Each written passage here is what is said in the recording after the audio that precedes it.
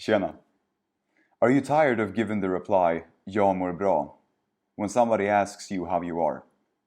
Here you have 15 things to say instead. And if you like this channel, don't forget to subscribe. Tja, hur är läget? Det är sjukt nice. Ja, men det är riktigt bra alltså. Allting går som på räls. Jag mår fett bra. Det är strålande. Nej, det kunde inte vara bättre. Nej, jag ska inte klaga. Jo, men det rullar på. Det flyter på. Jo, men det är helt okej. Jo, men det funkar. Nej, det är rätt jobbigt just nu. Ja, det är inte så jätteroligt just nu. Nej, det är sjukt svårt faktiskt.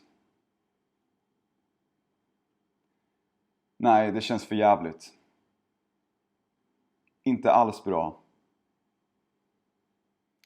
Alright. I hope that for now you will stop using "Jag mår bra." Vi ses.